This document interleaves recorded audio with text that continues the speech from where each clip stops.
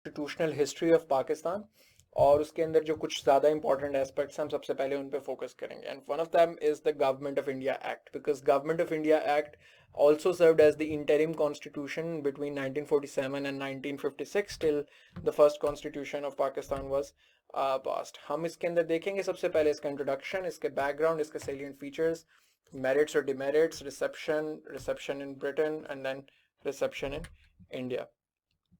So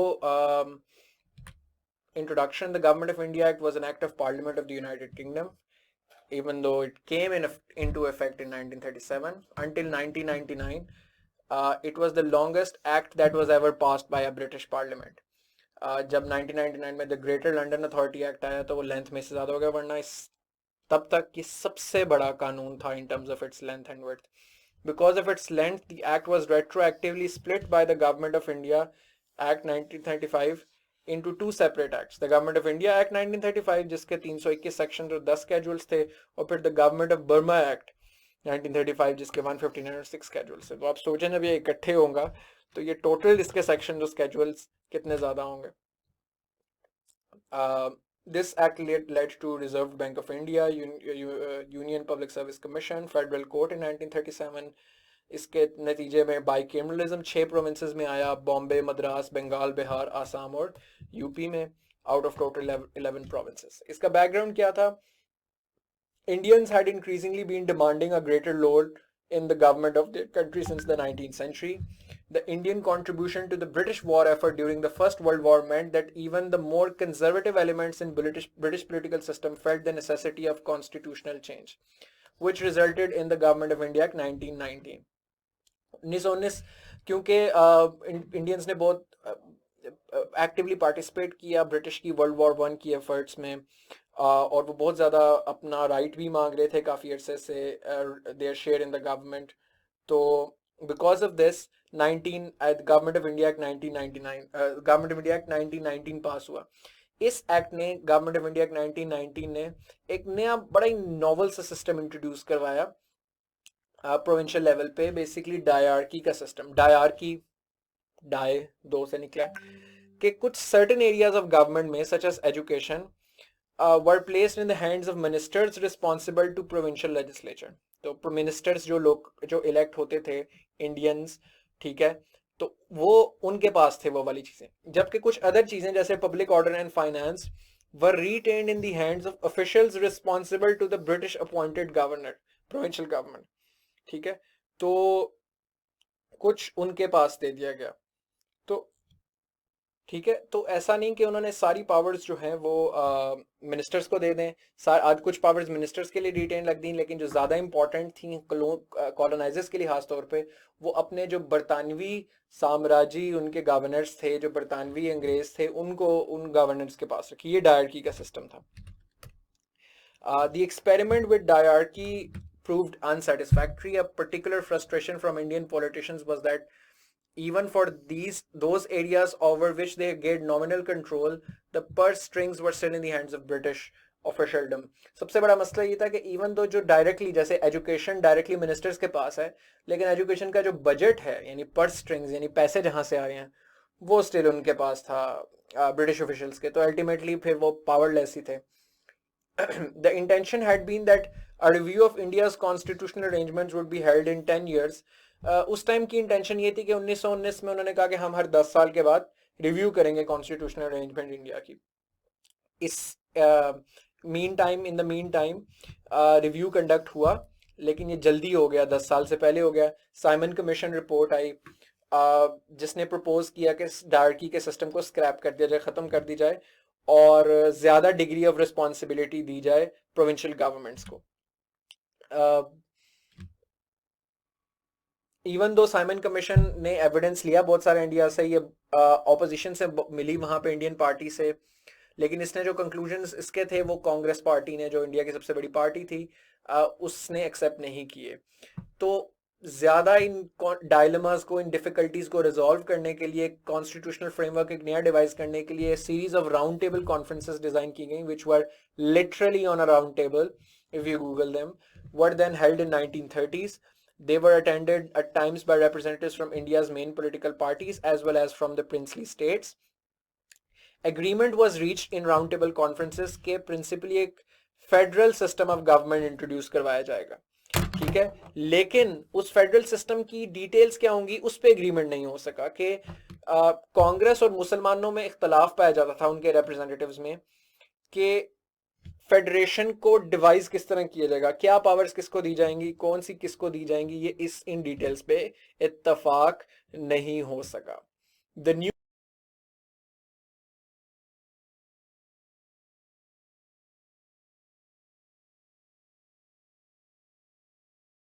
new conservative dominated national government in London जो थी उसने डिसाइड किया कि हम नया प्रपोजल ड्राफ्ट करेंगे, जिसको उन्होंने वाइट पेपर 1933 में ड्राफ्ट किया। एक जॉइंट पार्लियामेंट्री सेलेक्ट कमेटी कायम की गई, जो which was chaired by Lord Linlithgow, who was the also the viceroy. I think yeah, he became the viceroy of India. Reviewed the white paper proposal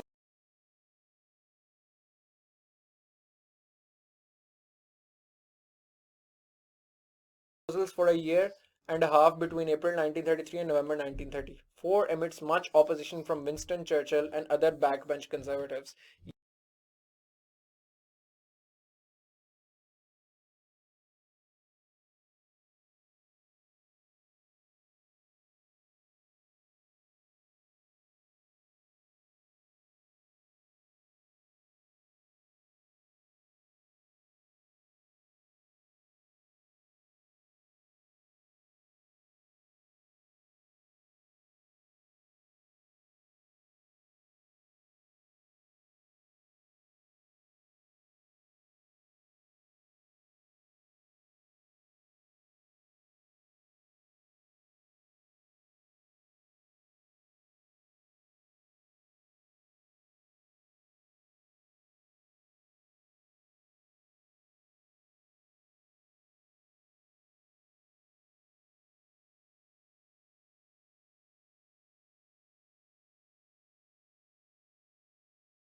ये नहीं पसंद करते थे कि बिल्कुल भी ऑटोनॉमी दी जाए इंडिया के अंदर। बहरहाल इस वाइट पेपर की बेसिस पे government of India bill frame किया गया। It was immensely long, containing 473 clauses and 16 schedules, and the reports of the debate took 4000 pages of Hansard। हैंसर्ड ये बेसिकली कलेक्शन ऑफ डिबेट्स है पार्लियामेंट्री यूके के अंदर ना। तकरीबन 2000 स्पीचेस हुई इस बिल के ऊपर, फिर जाके ये पास हुआ बाद में। Committee stage and later to appease the diehards, the safeguards were strengthened and indirect elections were reinstated for Central Legislative Assembly, the center's legislature's lower house। ठीक है, तो बहुत ज़्यादा सेफगार्ड्स इंट्रोड्यूस करवाए गए ब्रिटिश पावर को मेंटेन रखने के लिए, क्योंकि बहुत ज़्यादा फैक्शंस थी ब्रिटिश के अंदर जो नहीं चाहती थी कि पावर्स डिवॉल्व की जाए।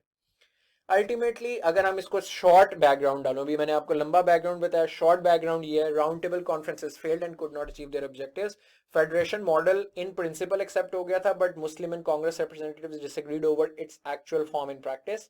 It was based on a report of joint select committee by Lord Linlithgow, the Viceroy of India, set up the two houses of British Parliament। दोनों के सामने ये बात डिस्कशन हुई, दोनों हाउसेस के सामने। The report in turn result was the result of joint committee scrutiny of the white paper, a scheme of constitutional proposals prepared by the British government close on the heels of the round table conferences। तो इसके 5 basically जो की features थे वो ये थे कि एक तो फेडरेशन का मॉडल आ गया, प्रोविंशियल ऑटोनॉमी इसके अंदर आ गई, फ्रेंचाइज दी जाएगी, बाई कैमरलिज्म का मॉडल होगा, फेडरल कोर्ट एस्टैब्लिश की जाएगी। नाउ सेलिएंट फीचर्स, सबसे पहले तो ये कि इसके 11 पार्ट्स, 331 सेक्शंस और 10 स्केजुअल्स थे, एक रिटन एक्ट था, ठीक है। Second, all India federation create की गई। Provision establishment of federation of India to be made up by both British India and some of और all of the princely states. The parts of act intended to establish the Federation of India never came into operation। असल में वो Federation of India का जो originally intended model था वो कभी नहीं आ सका in practice because princely states के rulers ने oppose किया इसको। The remaining parts of the acts came in force in 1937। Federation part के अलावा जो बाकी पार्ट्स थे वो 1937 में ऑपरेशनल हो गए, when the first elections were held under this act as well। वो 1937 के बाद वो जो कांग्रेस मिनिस्ट्रीज और सारी वो वाला सिलसिला शुरू हुआ। इसमें डिवीजन ऑफ पावर क्या थी, तीन तरह की लिस्ट थी, सेंट्रल लिस्ट, प्रोविंशियल लिस्ट और कॉन्करेंट लिस्ट। सेंट्रल लिस्ट पे सिर्फ सेंटर लेजिस्लेट कर सकता था, प्रोविंशियल लिस्ट पे सिर्फ प्रोविंशियल रिप्रेजेंटेटिव्स लेजिस्लेट कर सकते थे, और कॉन्करेंट लिस्ट पे दोनों, और सेंटर की list had overriding effect on the concurrent list. Provinces were made separate entities and they were given limited autonomy. Provincial autonomy बड़ी limited थी. डायरकी सेंट्रल लेवल पर तो नहीं थी, प्रोविंशियल लेवल पर थी. प्रोविंशियल लेवल पे सॉरी खत्म कर दी गई थी, ये नेशनल लेवल पे रखी गई थी. डायरकी मैंने आपको बताया was system in which certain subjects were reserved by the British and the list of subjects transfer to the Indians. कुछ इंडियन मिनिस्टर्स के पास पावर होती थी, कुछ ब्रिटिश ऑफिशियल्स के.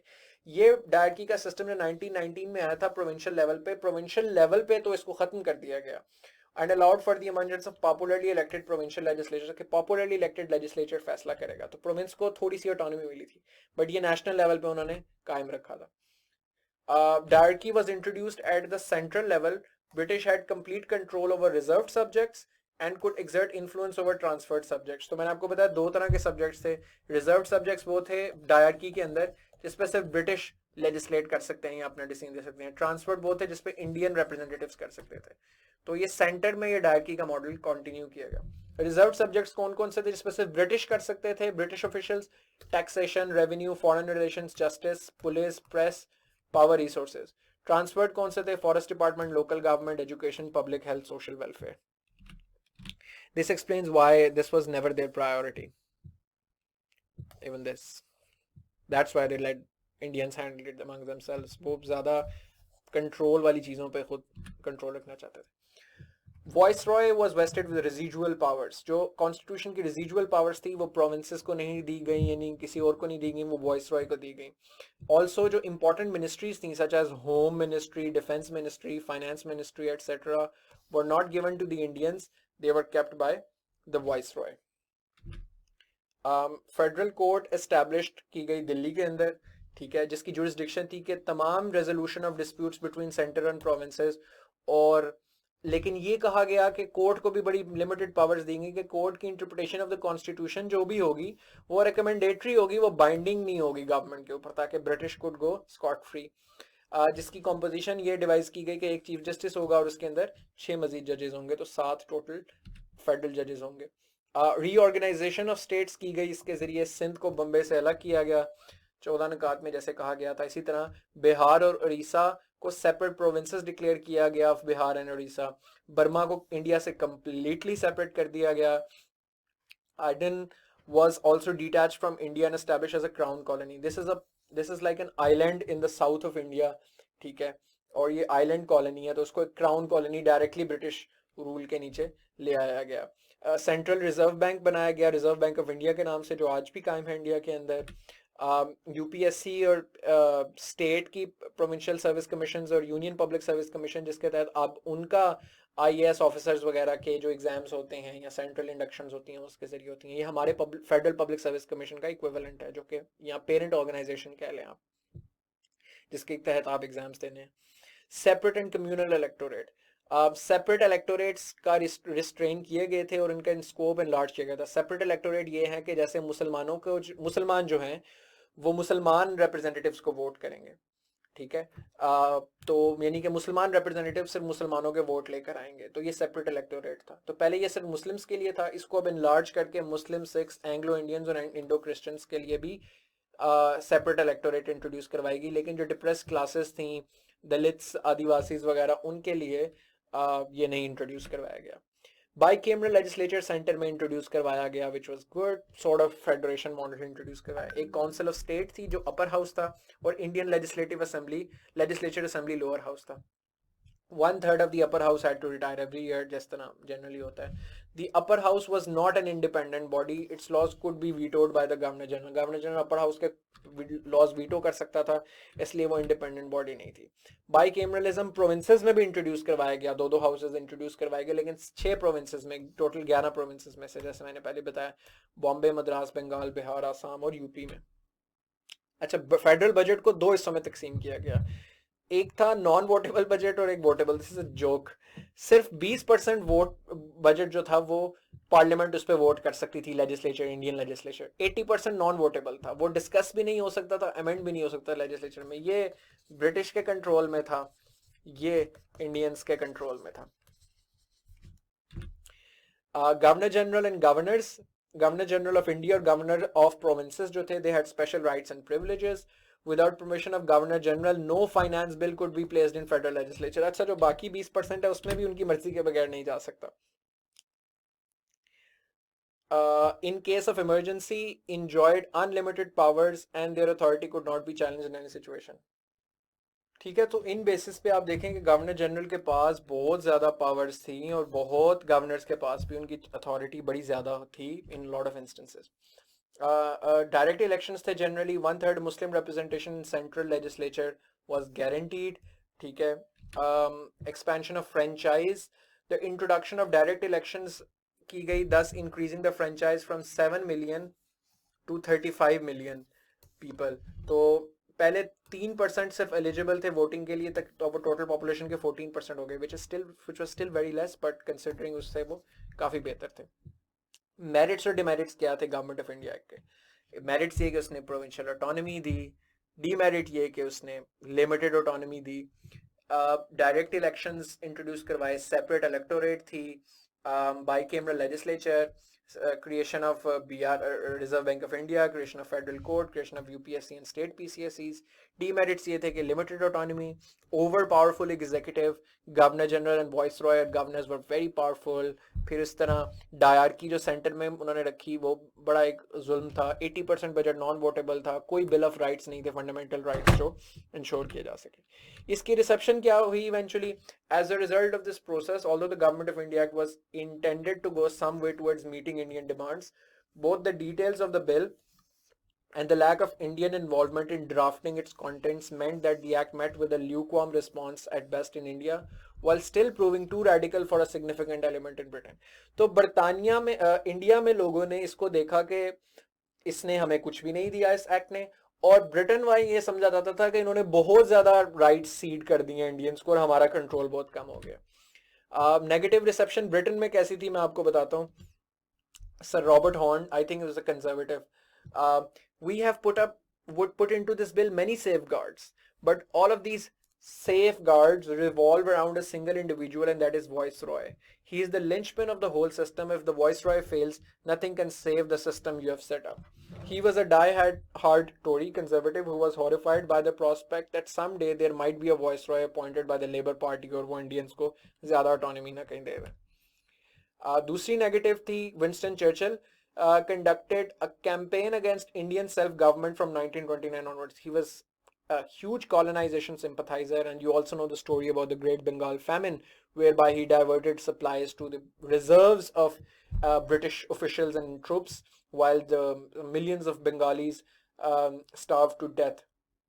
When the bill passed, he denounced it in the House of Commons as a gigantic quilt of jumbled crochet work, a monstrous monument of shame built by pygmies. ठीक है, so that's a lot of negativity.